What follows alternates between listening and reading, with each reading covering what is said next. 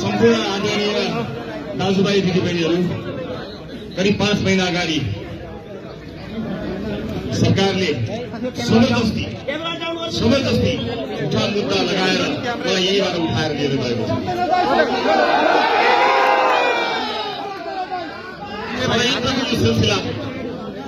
सरकारको षड्यन्त्रको यो सिलसिला सकिएको छैन।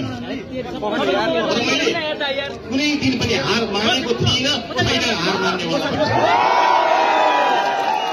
जुनसुकै परिस्थिति सामना गर्नको निमित्त यो राजनीतिको मैदानमा आएको मान्छे जतिसुकै आक्षेप लागोस्, जुनसुकै तराजुमा बसेर आफूलाई पौड्नमा तयार गरेर बसेको मान्छे। यतिखेर म माथि देशका विभिन्न जिल्लाहरूमा मुद्दामाथि मुद्दा लगाइएको छ। सरकारले आफूले गर्न सक्ने जति, हुन सक्ने जति जोड बल लगाएको छ। के भयो के भएन मैले भन्न पर्दैन। कतिपयले भन्ने गर्छन् केही न केही नभएको भए तपाईँ त्यत्रो धाउडी लिन्थ्यो त, अदालतले भनेर केहीले भन्ने गरेका छन्। अदालतको प्रारम्भिक आदेशलाई समेत अपव्याख्या गरेर अपमान गर्ने काम गरिरहेको मैले सुनिरहेको छु। म यति भन्न चाहन्छु, तिमीहरूको 2/3 सरकारले मलाई जिउँदै छोडेको छ, यही नै मेरो जित हो।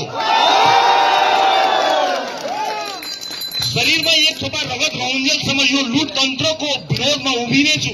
चाहे जतिवटा मुद्दा लगाउनु छ लगाऊ, ज्यान मार्नु छ।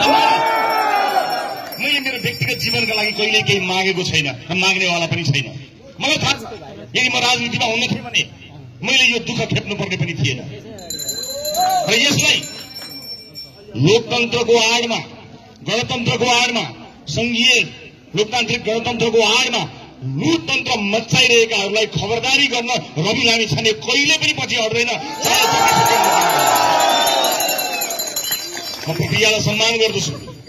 मैले सोचेको थिएँ केही समय अझै विश्राम गरौं, केही समय शान्त बसौं, किनभने पार्टीका साथीहरूले जिम्मेवारीपूर्वक आफ्नो बलबुतोले भ्याएसम्म काम गरिरहनु भएको छ। मलाई लागेको थियो शान्त बसौं, अझै प्रक्रियालाई सघाउँ। तर सरकारले यसको फाइदा उठाउँदै टाउकोमाथि तरबार झुन्ड्याउँछु भनेर एउटा जिल्लाको अदालतमा त मुद्दा समेत एक ठाउँमा त मुद्दा समेत नबुझाएर राखेको छ। यिनलाई लागेको थियो होला यसको टाउकोमाथि एउटा तरबार राख्यो भने त यो चुपचाप बस्छ, यो डराउँछ भनेर लागेको छ होला। कुनै पनि बेला शिरमाथि राखेको तरबार खसाल म थाप्न तयार भएको छु। म लड्छु, जुनसुकै शक्तिसँग पनि म लड्छु। तर यो लुटतन्त्रलाई टुलु टुलु हेरेर बस्ने लाठी मान्छे चाहिँ म होइन। म टुलु आज यहाँ आइसकेपछि यति कुरा भनिसकेपछि सरकारको मुटुमा के हुन्छ मलाई थाहा छ, तर मलाई केही भन्नु छैन।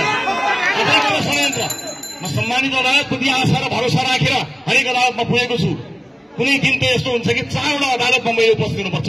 तपाईँ अन्दाज गराउनु होला यो एउटा मान्छे एकै दिन बिहिबारका दिन 4-4वटा अदालतमा कसरी उपस्थित हुन्छ होला, कहाँ चाहिँ वकिलहरू पठाउँछ होला, कसरी सम्भव छ होला। तर होस्, जे हुन्छ होस्, थप केही मुद्दा लगाउन बाँकी छ भने पनि लगाओस् सरकारले। मानिसहरू भनिरहेका छन् जनताको आक्रोशलाई नजरअन्दाज गर्ने कोसिस गरिरहेका छन्। म कहाँ आगो बोलेको छ त्यहाँ तापौला र सेकौला भनेर बसेको मान्छे होइन। हामी स्पष्ट रूपमा आएका थियौं, हामीले पहिले भनेका थियौं जनता आक्रोशित छन्, जनतामा एउटा ठूलो आक्रोश आएको छ, निराशा आएको छ। त्यसलाई चिर्नु पर्ने थियो, बदल्नु पर्ने थियो। त्यसलाई व्याख्या गरेर हुँदैन, विश्लेषण गरेर हुँदैन थियो, लेख लेखेर हुँदैन थियो। गराउनका लागि टेलिभिजन थियो, तर टेलिभिजन पर्याप्त भएन। त्यसैले हामीले सक्रिय सुदृढ भनेर घण्टी बजायौं। घण्टी बजाएर 21 जना मान्छे संसदमा आएपछि मलाई लागेको थियो सुने होला अलिकति बहिनी अब त हामी परिवर्तन हुनुपर्छ, सच्चिनुपर्छ भन्ने सोचे होला भन्ने लागेको थियो। तर यिनीहरू घण्टी फुटाउनतर्फ लागे, हामीले सिंहदरबारमा घण्टी बजाएको थियो, यिनीहरू घण्टी फुटाउनतर्फ लागे। मलाई दुःख लाग्छ आदरणीय साथीहरू, यतिखेर लगभग प्रतिपक्ष विहीन भएर बसेको छ।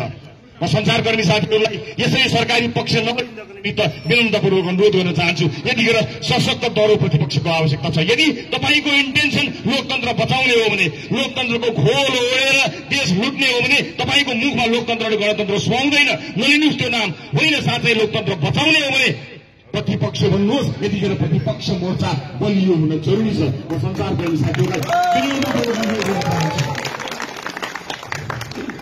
कुनैको घटनामा आफ्नो लाज छोप्ने प्रयास सरकारले नगरोस्, त्यसको सत्य तथ्य छानबिन।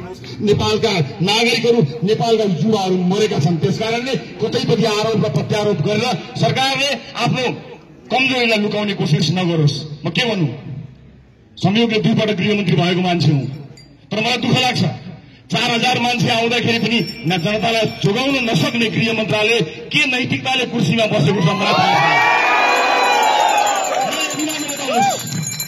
मलाई यति मात्र बताउनुहोस्, 4000 मान्छे आउँदाखेरि घरहरू जल्छन्, मानिसहरू सड़कमा ढल्छन् भने तपाईँ हाम्रो सुरक्षा अहिलेको गृह मन्त्रालयको नेतृत्वले गर्न सक्छ कि सक्दैन? छातीमा हात राखेर पटक पटक हाम्रो डीएनए टेस्ट गर्ने कुरा हुन्छ। तिमीहरू के वादी हो, कहाँ वादी हो, कस्तो वादी हो?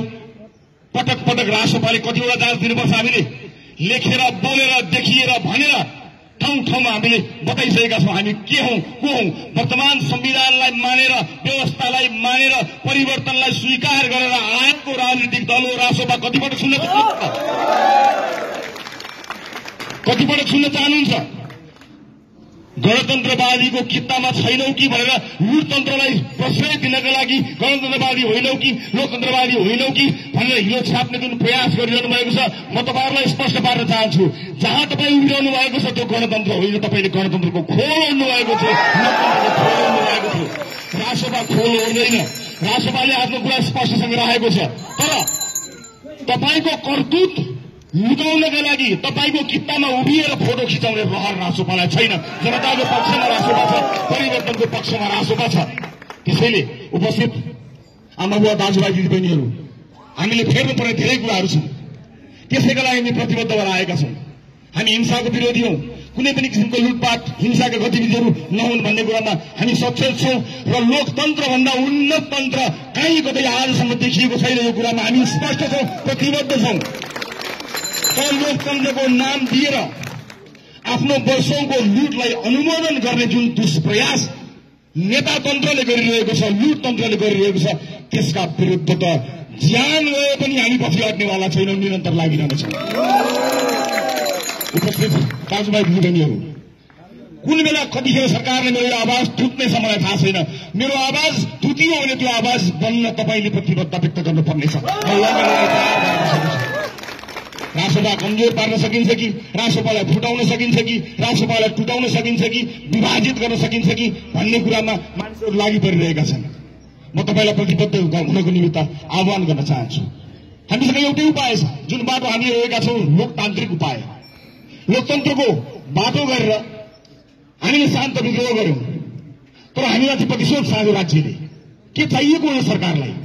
मैले पार्लियामेन्टमा उभिएर भनेको थिएँ, 2/3 सरकार, यो दुईटा ठूला राजनीतिक दल मिलेर बनेको सरकार, यो त सफल हुनेवाला त छैन। अलग अलग तपाईहरूले के गर्नुभयो देखिहालियो। शब्दहरूमा अन्यथा नलिनु होला। दुईटा चोर मिलेर साधु हुँदैन।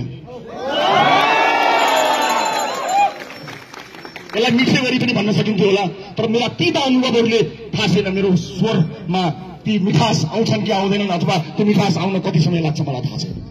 मैले पार्लियामेन्टमा स्पष्ट रूपमा भनेको थिएँ, यो ऐतिहासिक भूल हुन्छ। यदि यो सरकारले डेलिभरी दिन सकेन भने त्यसको परिणाम के हुन्छ भन्ने कुरा तपाईँले सोच्नु भएको छ? मैले संसदमा उभिएर भनेको थिएँ, आज परिणाम देखिएको छ। संविधान संशोधन गर्छु भनेर बसेको सरकार झन्डै संविधान नै फेल हुने अवस्थामा पुग्दाखेरि पनि अझै चेतेको छैन। यतिखेर पनि ऊ सोचेर बसेको छ रविना मिसनलाई कहाँबाट थुन्ने होला भन्ने योजना बनाएर बसेको छ। थुन मलाई थुनेर संविधान बाँच्छ, व्यवस्था बाँच्छ, देश बाँच्छ, जनता खुसी हुन्छन् भने तयार। मैले हात पहिला पनि देखाएको छु, अझै पनि लगाऊ हत्करी म तयार भएर बसेको छु। मलाई कुनै दुःख छैन, तर गलत भइरहेको छ। जो व्यवस्थाप्रति प्रतिबद्ध भएर आएको छ, जसले परिवर्तनलाई स्वीकार गरेर आएको छ, त्यसमाथि यो किसिमको अन्याय र अत्याचार जुन सरकारले गरेको छ, सड़कमा उभिएको आक्रोश, राजालाई विश्वास गरेर आएको आक्रोश मात्र होइन, यिनीहरूलाई दण्डित गर्नुपर्छ। जसले दण्डित गरे पनि हुन्छ भनेर आएको। मलाई थाहा छैन बाहिर आएका मानिसहरू कति राजावादी हुन्, कतिले राजा मानेर आएका हुन् मलाई थाहा छैन, तर यिनको तन्त्र, यिनको नेता तन्त्र अन्त्य हुनुपर्छ भनेर त्यो आक्रोश बोक्न चाहिँ आएका हुन् मलाई थाहा छ। यही चाहिँ मलाई थाहा छ। उपस्थित आमा बुवा दाजुभाइ दिदीबहिनीहरू, अब हामीसँग धेरै उपाय छैन। हामी हिंसात्मक आन्दोलन गर्न चाहँदैनौँ। राष्ट्रपालले पोखरामा आन्दोलन गरे, तिमीहरू पनि उस्तै हो भनेर कसैले भने, उस्तै होइन। मानवाधिकार पार्टीहरूले आएर मलाई भनेका थिए तपाईहरूले गर्नुभएको आन्दोलनबाट पोखरामा एउटा पाठ पनि छैन, यस्तो पो आन्दोलन। तर घुसपेट भयो हाम्रो आन्दोलन पनि हामीले देख्यौं। जुन दिन अदालतमा मुद्दा बुझायो हाम्रो पार्टीले विज्ञप्ति निकालेर भन्यो अब कुनै पनि आन्दोलन नगर्नुहोला, किनकि सरकारको हातबाट अब अदालतमा गएको छ, हामीले अदालतलाई सम्मान गर्छौं भनेर भनेका हौं। तर यिनलाई त्यो पनि रुचेन। के रुच्छ यिनीहरूलाई? व्यवस्थाको पक्षमा बसेर निर्वाचनका माध्यमबाट 21 जना सांसदहरू लिएर आउँदा यिनीहरूलाई रुचेको छैन, पचेको छैन। मैले धेरै कुरा भन्नु छ, तर म चितवनका जनता मार्फत केही कुरा भन्न चाहन्छु। मलाई आज यति मात्र बोल्ने अनुमति दिनु होला। मैले चितवनलाई बताउनु छ, चितवनले मेरो लागि दुई पटक असुर ग्यास लाठी खाएको छ, टाउको फुटाएको छ, रगत बगाएको छ। मेरो लागि परिवर्तनका लागि चितवनले एउटा लहर ल्याएको छ। 21 जना सांसद विभिन्न ठाउँबाट जितेर ल्याए तापनि त्यो श्रेय चितवनलाई दिँदाखेरि कसैले चित्त नदुखाउनु होला, किनकि यो न्यू क्रान्तिको सुरुवात चितवनले गरेको हो। मैले गएर चितवनलाई गएर बताउनु पर्नेछ ममाथि के भयो। 84 दिन यिनीहरूले मलाई के गरे? दासढुङ्गाको बाटोबाट मध्यरातमा कुन नियतका साथ यिनीहरूले मलाई लिएर गएको थियो मैले चितवनलाई भन्नु छ। मैले जनतालाई बताउनु छ। मैले बताउन पाउँछु पाउँदिन मलाई थाहा छैन। मेरो टाउको माथि तरवार झुन्डाएको छ मलाई थाहा छ। तर म चितवनलाई बताउन चाहन्छु, आगामी शनिबार, आउने शनिबार म चितवन जाँदैछु। म त्यो चितवनको सभामा चितवनका जनतालाई सरकार कसरी ढल्यो, कसले ढलायो, के षड्यन्त्र भयो, कसको हातमा हतकडी लाग्नु पर्ने थियो, कसको हातमा हतकडी लाग्नु पर्ने थिएन, यो कुरा सबै चितवनलाई बताउन चाहन्छु, इमानदारीपूर्वक बताउन चाहन्छु। उपस्थित दाजुभाइ दिदीबहिनीहरू, यसबीचमा तपाईँले गर्नुभएको सम्पूर्ण प्रयासका लागि म तपाईँलाई धेरै धेरै धन्यवाद दिन चाहन्छु। जुन माया, जुन विश्वासका साथ तपाईँ अडिरहनु भयो, म ऋणी छु, धन्यवाद दिन चाहन्छु। तर बेचेर खान्न, तपाईँले दिनुभएको माया विश्वासलाई बेचेर खान्न। मलाई कुनै पदललितता छ, सरकार छैन। सत्ताले सुनोस्, रवि लामिछाने किस्तीमा आएको प्रधानमन्त्रीको पद त्यागेर कहिले हुन मन्जुर भएको मान्छे हो।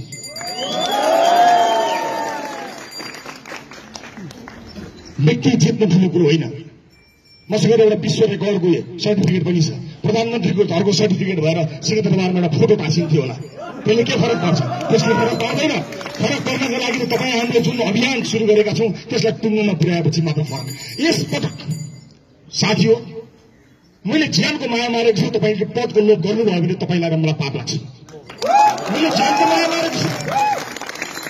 यिनका बिचौलिया मैले नदेखेको, नचिनेको, नसुनेको होइन। यिनीहरूसँग शिर झुकाएको भए म सायद मन्त्री पनि हुन्थ्यो होला, प्रधानमन्त्री पनि हुन्थ्यो होला, सरकार पनि ढल्दैन थियो होला। तर ज्यानका यिनका अगाडि शिर झुकाउँदिन, शिर झुकाउँदिन। अब यिनले मलाई गर्न बाँकी भनेको गोली हान्ने हो, म तयार छु। यसै पनि बीच सडकमा एकजना मान्छेलाई गोली हानेर मारेको पापी सरकार होइन अस्ति भर्खरै? के नियतले मलाई मध्यरातमा त्रिशुलको तिरैतिर दासढुङ्गा हुँदै लिएर गयो? मेरो परिवारलाई, मेरो वकिललाई कसैलाई थाहा नदिकन लुकाएर मध्यरातमा के नियतले मलाई उठाएर लिएर गयो? सबैसँग जग जाहेर छ। त्यसैले कुनै पनि हालतमा यो अभियानमा लोभ लालचमा राख्नु होला। एकपटक हामीले त्याग गर्ने हो। यो त्याग भनेको ज्यान जाने त्याग होइन। राष्ट्रपालले कसैको ज्यान लिने खालको न आह्वान गर्छ न कुनै इसारा छ। तपाईहरुले एकपटक योग्य मान्छेहरूलाई ल्याएर आजको सदनमा रासोपा हटाउनुहोस्। त्यो सदन हुँदैन। रासोपा छ, त्यस कारणले सदन भएको छ। कल्पना गर्नुहोस्, एकपटक म तपाईसँग केही पनि माग्दिन। एकपटक यो पदको लोभ छोडेर मैले कुन पदमा आज रासोपामा आफू आसीन भए भन्ने कुरालाई बिर्सिएर आउने चुनावमा 101 उम्मेद्वार उठाउनका लागि प्रतिबद्ध बन्नुहोस्। हामीले उम्मेद्वार उठाउनुमा हामीले गल्ती गरेनौं भने जहाँ उठ्यो त्यही जित्छौं, कहीँ हार्दैन। यदि त्यसका लागि मैले उम्मेदवारी नदिएर मभन्दा योग्य मान्छेलाई छोड्नुपर्छ भने म तयार छु। 1 नम्बरमा म तयार छु, म छोड्न तयार छु। राजसभा बनाउँदाखेरि सभापति बनिदिनुहोस् भनेर मैले नचाहेको ढोका छैन। मैले नेतृत्व दिन चाहेको होइन। मलाई मेरो लिमिटेसन थाहा छ, मलाई थाहा छ, मेरा सीमितताहरू छ। त्यसै कारणले मैले कतिवटा ढोका चाहेन। आउनुहोस् तपाईँ सभापति बन्नुहोस्, म सारथी बनेर पार्टी चलाउँछु। तर यो लुट तन्त्रको अन्त्य गरौँ, यिनलाई हराउँ, एक-एकलाई हराउँ भनेर कसको मात्र गर्न गइनँ म। तर कसैले पत्याएनन्, कमले पत्याए, थोरैले पत्याएको भए आज परिवर्तन हुन सक्थ्यो, यिनलाई हराउन सकिन्थ्यो। तर त्यतिखेर समय भएन, पत्याइएन। अब त्यस्तो नहोस्, अब त्यस्तो नहोस्। आज पनि राष्ट्रसभाको सभापति म बन्छु भनेर कोही आउँछ भनेर छाती ठोकेर हाँसेर साँचो तयार भएर बसेको छु। तर यो अभियान गर्न दिनु हुँदैन साथी, यो अभियान गर्न दिनु हुँदैन। आफ्नो पद, आफ्नो सानो लाभको घेराभित्र बस्यौँ भने तपाईँ हामी सकिन्छौँ। हामी सकियौँ भने यिनीहरूको राज चलिरहन्छ। यसलाई अनुमोदन गर्न दिनु हुँदैन। जनआक्रोश बाँकी नै छ। त्यो आक्रोशलाई हामीले सम्बोधन गर्नुपर्ने हुन्छ। त्यसका लागि हामी तयार हुनुपर्छ। कसैलाई गाली गरेर, कसैलाई होच्याएर केही हुनेवाला पनि छैन। र फेरि पनि तपाईँलाई भन्न चाहन्छु, सरकारबाट हामी होसियार हुनुपर्छ। 4000 मान्छे आउँदाखेरि यो सरकार जनतालाई जोगाउन सक्दैन। यो सरकारको गृहमन्त्रीज्यूलाई म के भन्नु भन्यो भने प्रतिशोध खाने जस्तो होला। विवाह बुझै गरेर गएका उमेर पुगेका अन्तर्जातीय टोलीलाई पक्रनको निमित्त मुम्बईसम्म पुलिस पठाउन सक्ने यो सरकार यहाँ 4000 मान्छे आउँदा जनता जोगाउन सक्दैन। भिजिबिलिटी गुमाइसकेको सरकारले कुन नैतिकताका आधारमा बसेको छ मलाई थाहा छैन। सरकारको औचित्य समाप्त भइसकेको छ र संसदबाट बलियो सरकार बन्ने बाटो पनि यिनीहरूले बन्द गरे। 2टा ठूला दलहरू मिलेर लोकतन्त्र बचाउन, संविधान बचाउन होइन, एक अर्काका भ्रष्टाचारी बचाउनको लागि देखाउ बचाएर थोरै बिलामी छैन। तयार छु, म पार्टीको जिम्मेवारीमा फेरि फर्किनेवाला थिइनँ। तर यिनीहरूले मैले उच्च नैतिकता देखाउँदाखेरि यिनीहरूले यो प्रतिशोधलाई अनुमोदन गर्नेछ। त्यस कारणले मैले अब बेला भएको छ, अब चाहिँ पार्टीको नेतृत्व पनि सम्हाल्छु। जुन दिन धुलिन्छु तर जबसम्म रहन्छु तबसम्म पार्टीलाई फेरि अर्को एउटा नेतृत्व दिएर त्यसैले दाजुभाइ दिदीबहिनीहरू, मेरा बाँकी कुरा म चितवनमा भन्ने छु। चितवनमा केही विशेष कुरा भन्नु छ। मैले अघि पनि भनिहालेँ, सभा आउँदो शनिबार चितवनमा हुनेछ। यो सरकारले मलाई फेरि थुनेछ भने यसको विश्वास छैन। थुनेछ भने पनि सभा गर्नुहोला, छुनेछ भने पनि सभा गर्नुहोला। पार्टीको काममा निरन्तरता दिनुहोला। म आज पार्टीको अब बैठकमा बस्नेछु। साथीहरूलाई के गर्नुभएको छ यसो बुझ्ने कोसिस गर्छु। यो अप्ठ्यारो परिस्थितिमा आफ्नो ठाउँबाट सघाउने तपाईँ सम्पूर्णलाई म फेरि पनि धन्यवाद दिन चाहन्छु। यो जिम्मेवारी मेरो उपस्थितिमा जिम्मेवारी सम्हाल्नुभएका पार्टी पङ्क्तिका सम्पूर्ण नेता कार्यकर्ता सदस्यज्यूहरू विशेष गरी सबैजनालाई, सबै तह र तबकाका साथीहरूलाई म विशेष धन्यवाद दिन चाहन्छु। विभिन्न राजनीतिक दल र दलका नेताजीहरूलाई म धेरै धन्यवाद दिन चाहन्छु। अप्ठ्यारा बेलामा पनि हाम्रा लागि तपाईँले दिनुभएको त्यो आवाज, तपाईँले बोल्नुभएको त्यो शब्दहरूले हिरासतमा बसेर कयौं पटक मेरा आँखाबाट आँसु खसेका छन्। म तपाईँलाई धन्यवाद दिन चाहन्छु। यो अप्ठ्यारो परिस्थितिमा DPI-को सरकारसँग नडराइकन प्रतिपक्ष भएर पनि मेरा पक्षमा बोल्नुहुने अन्य विभिन्न राजनीतिक दलका नेता कार्यकर्ताजीहरूलाई म धेरै धेरै धन्यवाद दिन चाहन्छु। र आम सञ्चार माध्यम, आम नागरिक समाज जसले सरकारको यो प्रतिशोधलाई बाहिर ल्याउनमा मद्दत गर्यो, म सबैलाई धेरै धेरै धन्यवाद दिन चाहन्छु। बाँकी कुरा चितवनमा विशेष कुराहरू मैले बताउनु पर्नेछ। चितवनको सभामा आउने कोसिस गर्नुहोला। म यहीँबाट सबैलाई अनुरोध गर्दै आफ्नो भनाइ टुङ्ग्याउँछु। सबको जय, जय